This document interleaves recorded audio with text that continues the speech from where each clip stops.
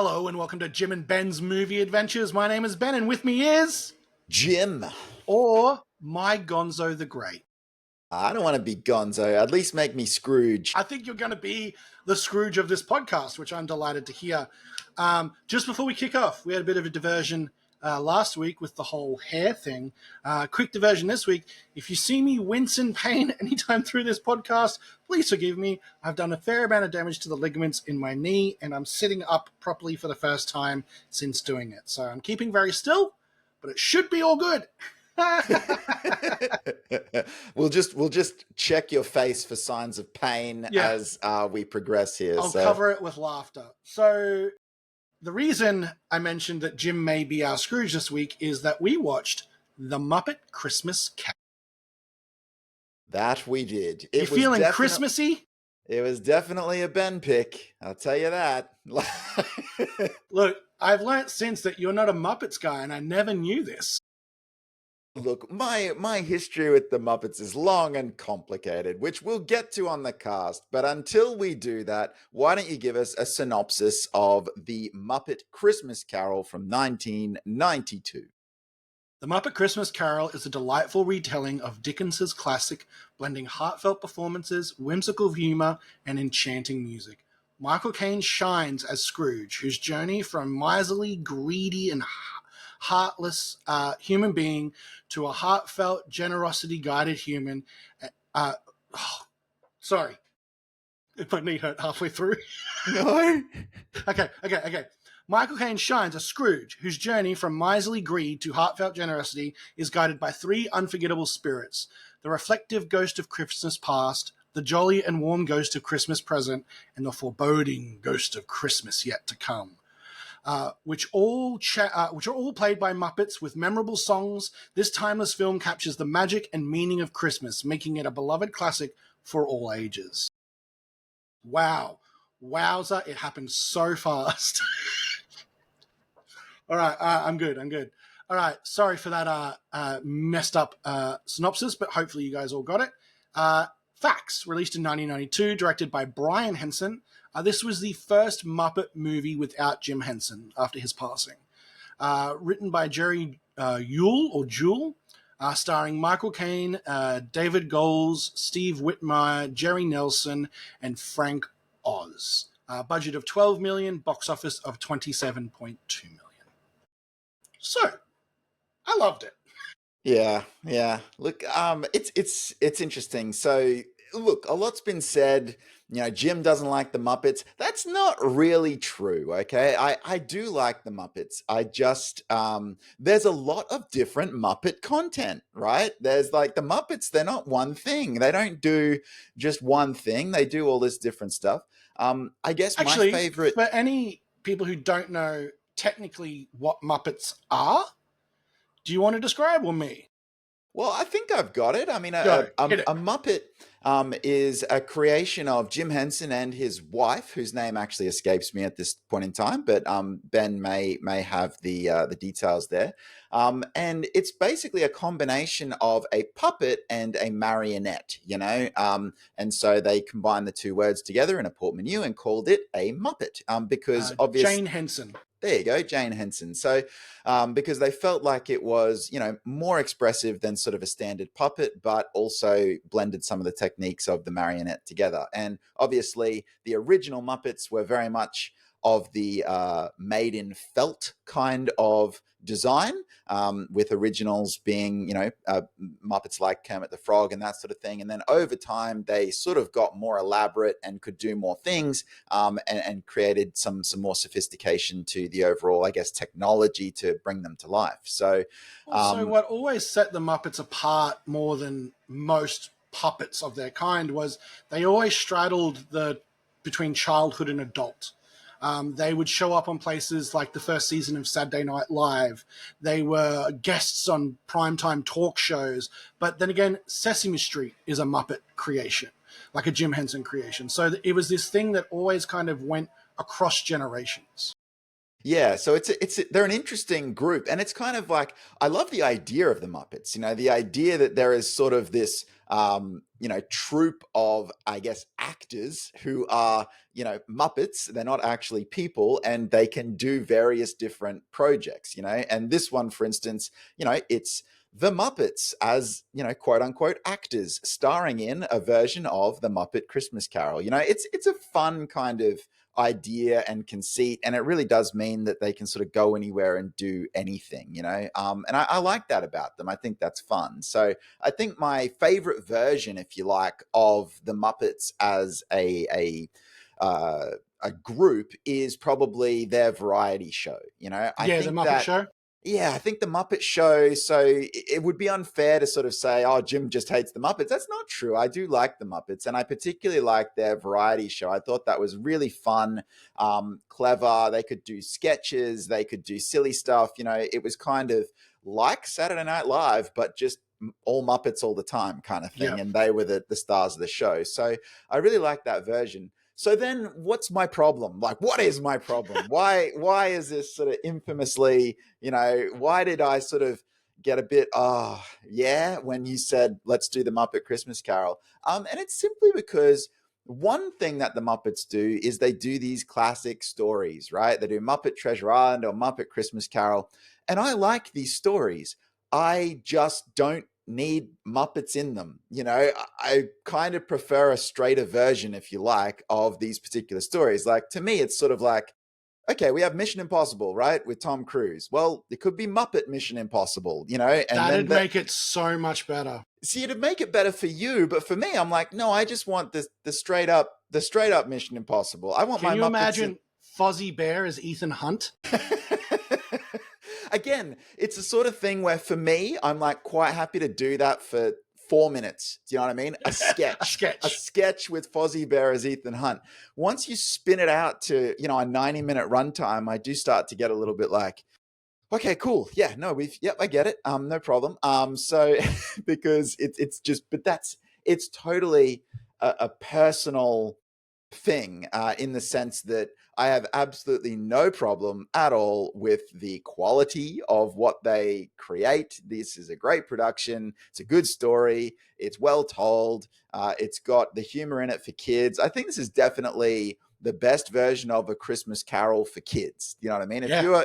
you're 10 years old, then this is definitely the version of the story that you want the 10-year-old to watch. I guess the thing for me is I'm 37. Do you know what I mean? So The thing is too, with this, they actually don't shy away from the more macabre side of the story. So it really is kind of like a 10 and up thing. Like when you get to the ghost of the kind of future, it's still creepy. Like, and especially with the Marley ghosts, it's still creepy for kids under a certain age.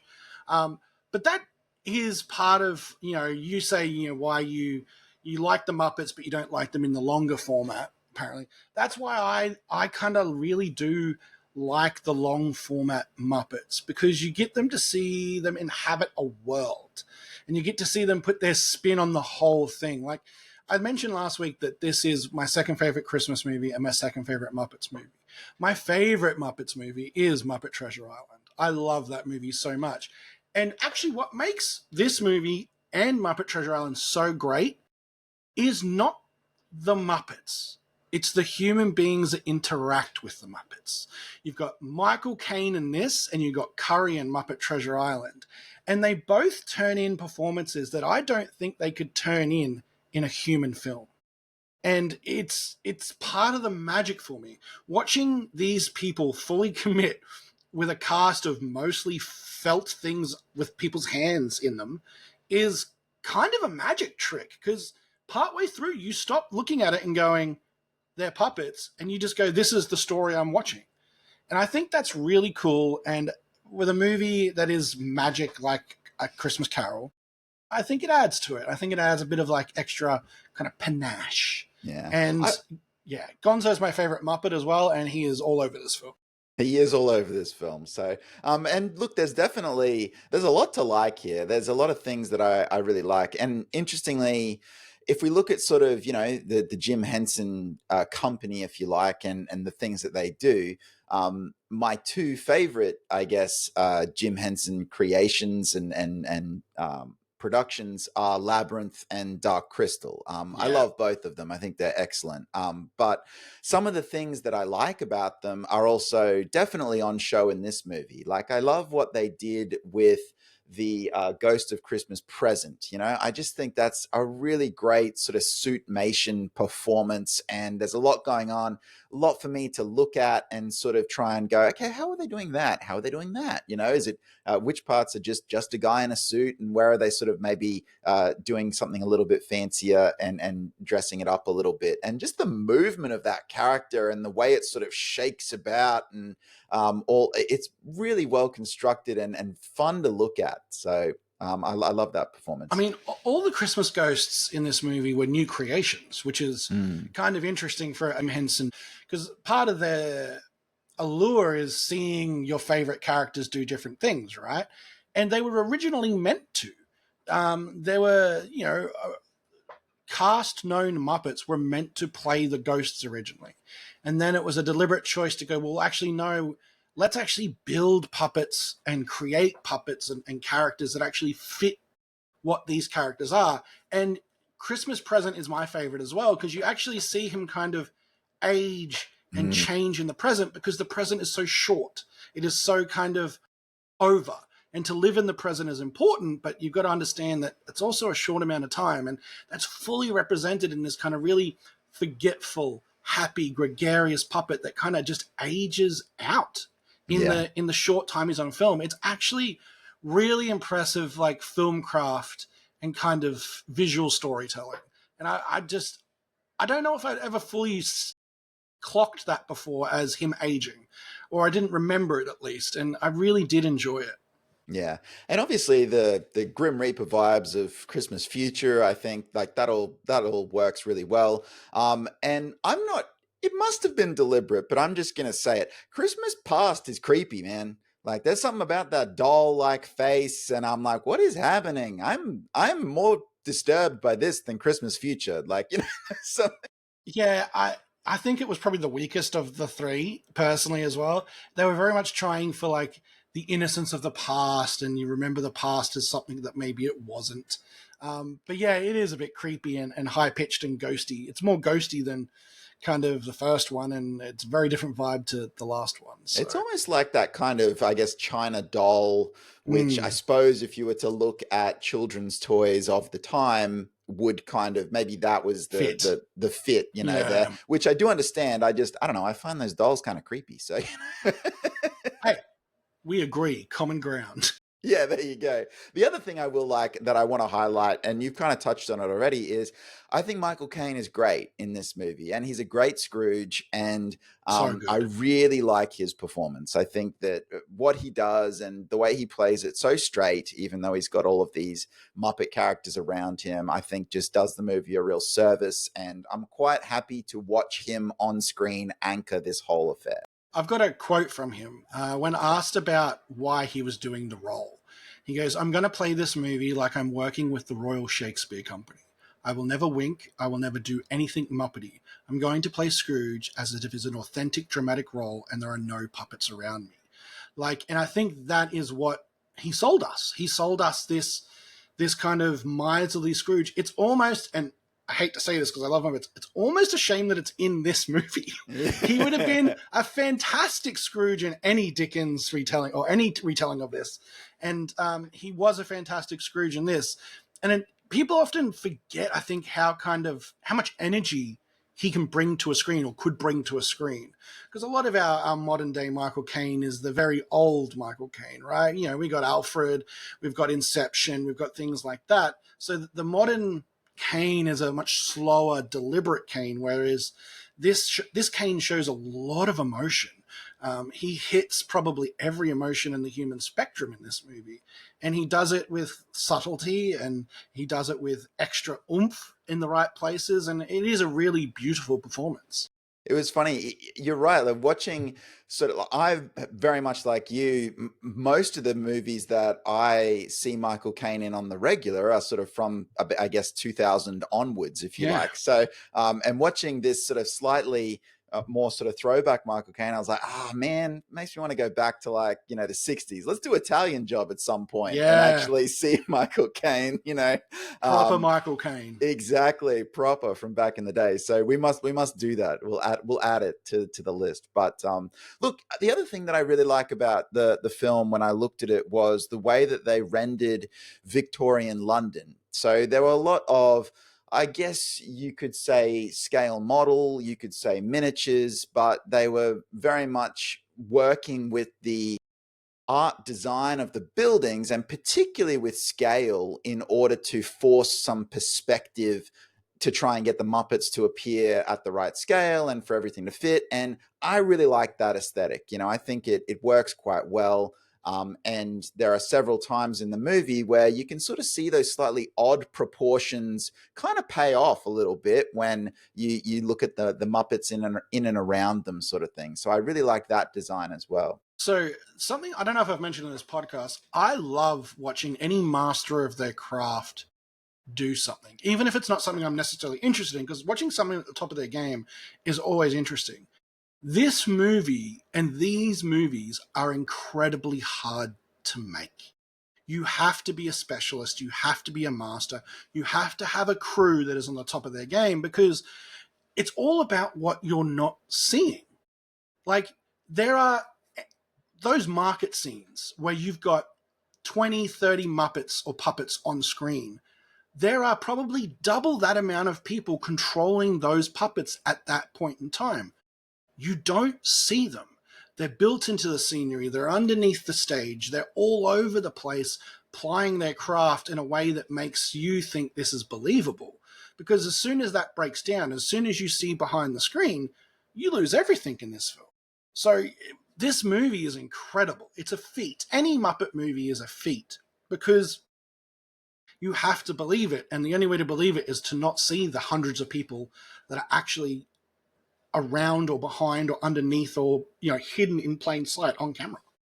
And I think as well, like going along with that, in the modern era, we'd just say, oh, well, there might be a dude in a blue screen suit that they just painted out who's standing behind the Muppet or the puppet or whatever. But obviously, this being 1992, not saying that none of those things occurred, but certainly far less of them. We were much more in the era where, well, we have to hide it physically somehow. We got to put the string behind a column, or we have to try and, tuck it behind and out of the way, or put it behind something, or behind the salt shaker on the table if we need a little strut to help support the puppet. So that's obviously a lot more fun when you know that that's the kind of thing that they were actually doing on the behind the scenes level, because it allows you as the viewer to then look for it rather than just assuming that, well, there was probably something in full sight of the camera that they just painted out digitally later, which is of course what you would assume in a more modern production. Well, you're much more familiar with another Muppet creation, Yoda.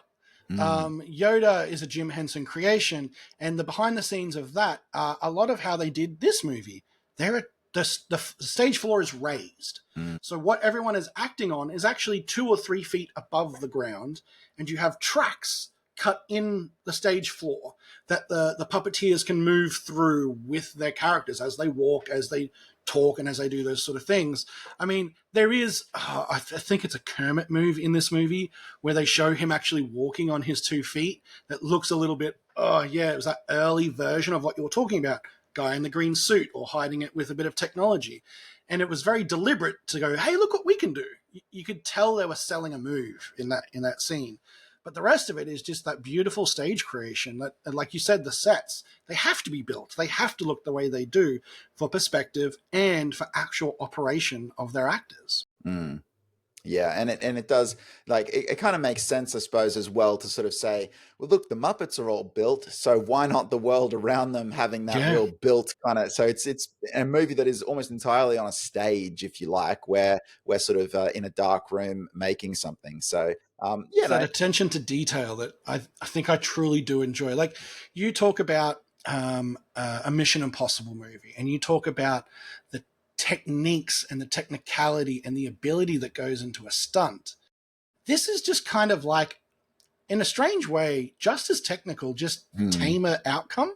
Like Yes. there's just as much thinking, there's just as much craft, there's just as much like individualized knowledge that goes into creating this film than it does a perfect stunt in that film. And it's just kind of that, I think as an adult, that's what I love, because you're like, they're getting away with it. This is insane. This shouldn't be watchable, but it Yeah. is. It's interesting too because the Muppets can do so many different things. Like one of my favorite versions of the Muppets, and you might sort of think, oh well, this is like going back on what you said before, and I'm like, I guess maybe it is, but it's the truth. Is that I actually quite like the Muppet movie with Amy Adams and Jason Segel. Yeah, And I feel like that was and I was reflecting on it because I said earlier in this cast, I don't really like long form Muppets, but I don't mind that, like, and I feel like that's kind of my relationship to the Muppets in general. It's like there's so much of it where I'm like, yeah, it's not really for me, but then every now and again I'm like, oh, but I don't mind that one. You know what I mean? that And I was don't mind like that one. the 2011, just the Muppets, I think it was. Yeah, yeah. Sorry, I Yeah, got the title wrong there, but that's right. yeah, I think it was probably in that case that was a love letter to the Muppets, which is also maybe why I was quite happy to sort of go along for the ride there. So, but like, were the Muppets a big part of your childhood? Were they everywhere for you, or? The two movies were so Christmas Carol and Treasure Island.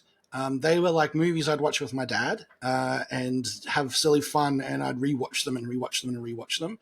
The rest of the Muppet stuff, yeah, I watched as an adult, like the original Muppet movie, Muppets Take Manhattan, Muppets from Space. Like I watched those all much later. I watched the Muppet TV show later. I'd seen clips. Like my two favorite Muppets in this movie, they play the Marley Brothers, are Stadler and Waldorf. They are the best Muppets, in my opinion. They have one singular gag, and they do it every time, and every time it's great for me. You know, so between them and Gonzo, I have a great time in this movie. Yeah, fair enough. I like Gonzo, but again, it's just, and there's nothing wrong with this movie, I should say. It's just one of those things where you hit a movie where you're like, I don't know, it doesn't hold me quite as much as some of the other things that we've watched, but I appreciate it. I like the craft of it.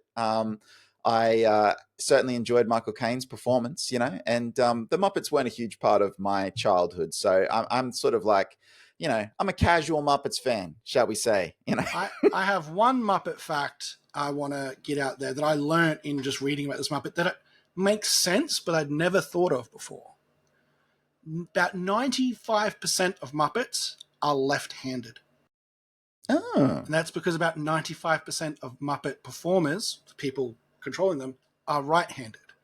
And it mirrors in the puppet to be the best way to control them. of And course, that it's makes like a weird sense. thing to think of, like, of course they have to have a dominant hand based on how they're controlled. But yeah, I just thought it was a cute little fact. Other cute fact was, Big Bird, Sesame Street is a Muppet. He was meant to go to space. Did you know that? No. And it's a bit sad. They decided last minute not to, and that was the Challenger disaster. Oh, wow. Okay. So there could have been a Muppet on that space trip. That's Yeah. Wow. wild, right? Like just the way things miss. Yes. And my two Ah, Muppet facts. Horrible, horrible thing. Just happens to have a Muppet tangent. yeah. There you go. So, all right. Well, so this is Christmas, hey? It is Christmas. And look, in general, I'm not a Christmassy person. But this is like any version of a Christmas Carol kind of gets me in the mood for Christmas. And this one is my favorite. Yeah, I quite like the Dickensian story, A Christmas Carol, and obviously it's got a lot of things in it that, as I've talked about before, as a person of faith, is nice for me to see, in a Christmas movie and that kind of thing. Whereas I think a lot of the Christmas movies definitely more about, I guess, Santa and the presents Greed. and yeah, Yeah.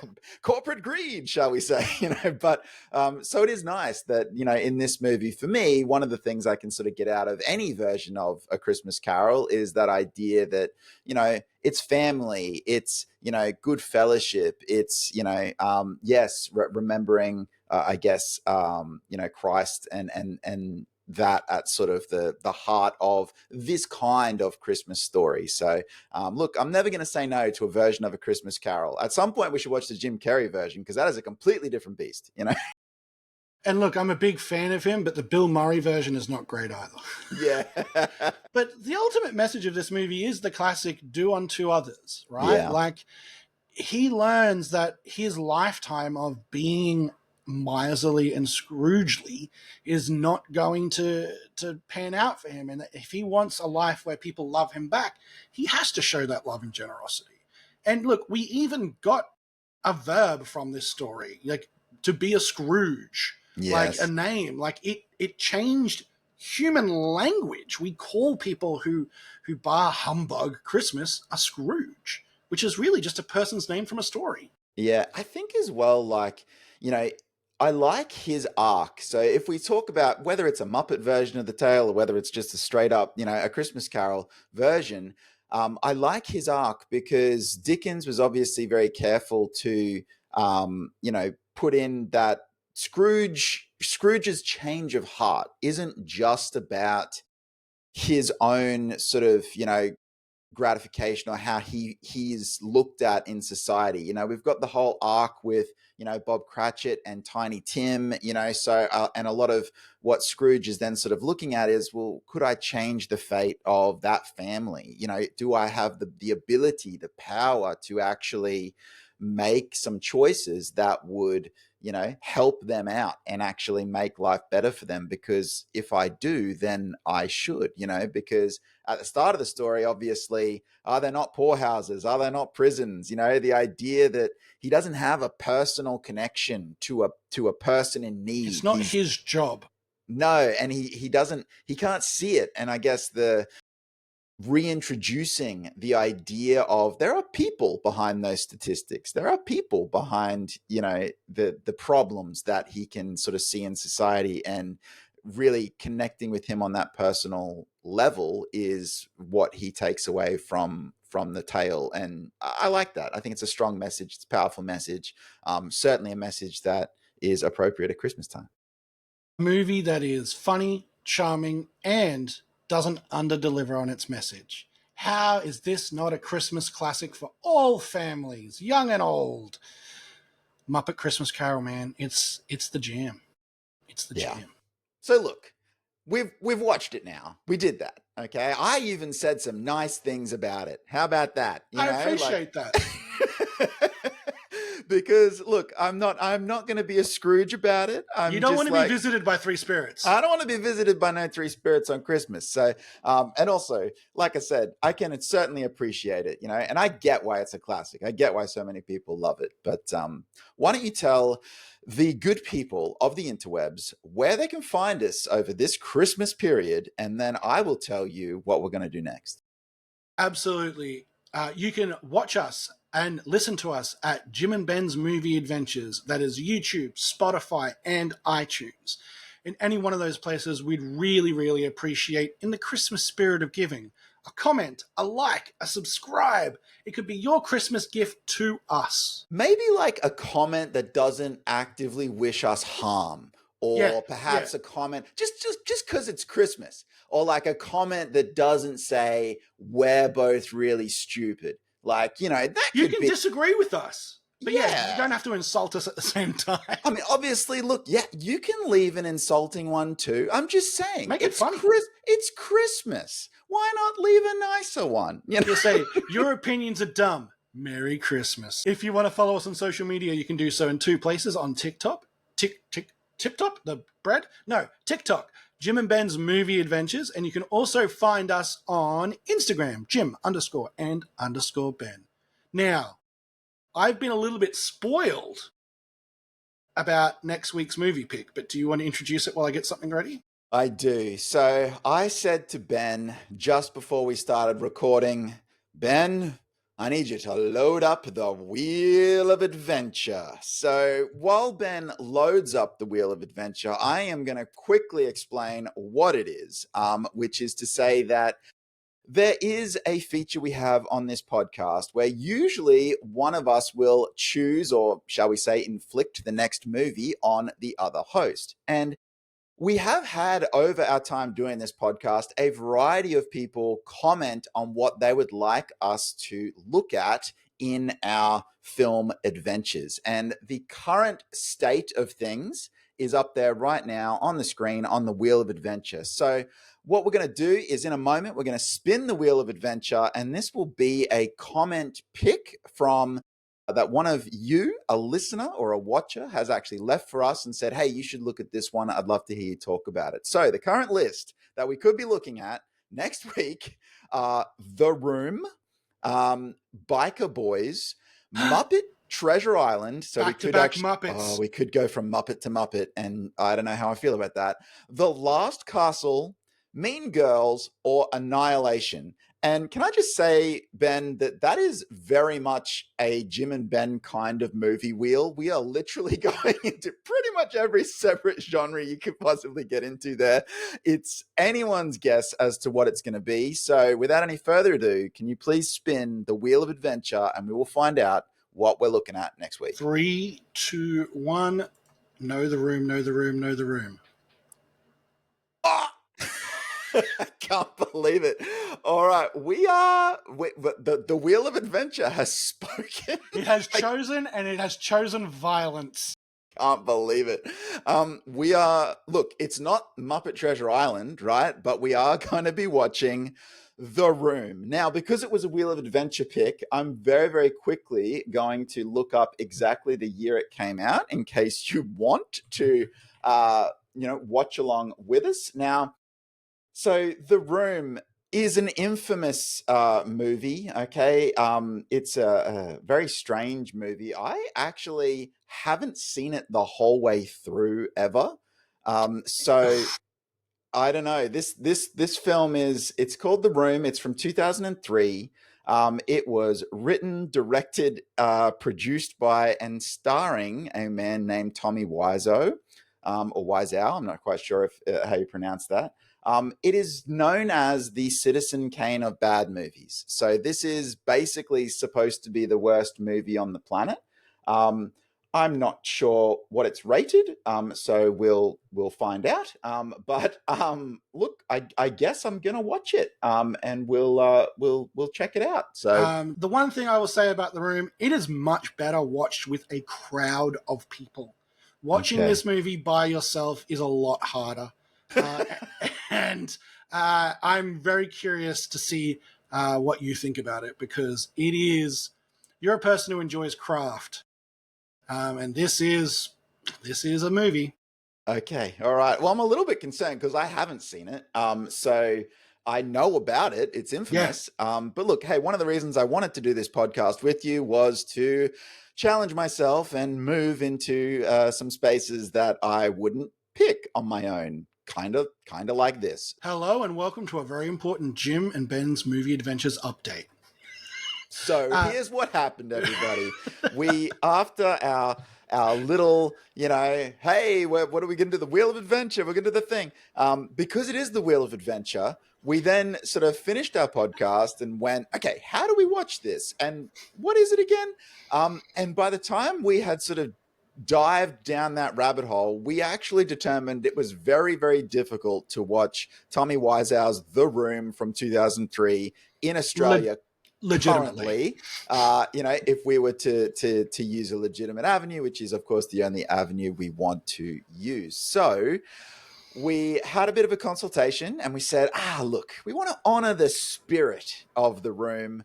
How do we do that? And what was our solution, Ben? We're going to watch The Disaster Artist, which is a movie made, I think, in 2017 about the making of The Room. It's based on a book by one of the people that were involved, and it kind of tells the story of The Room from just a different angle. Yeah. So we'll get our taste of Tommy Wiseau just in a different format. Yeah. So look, if you were excited for the Wheel of Adventure pick, hopefully you're still as excited, and you do come with us on that journey next week to watch The Disaster Artist. So thanks very much. Bye. Merry Christmas. Merry Christmas, one and all.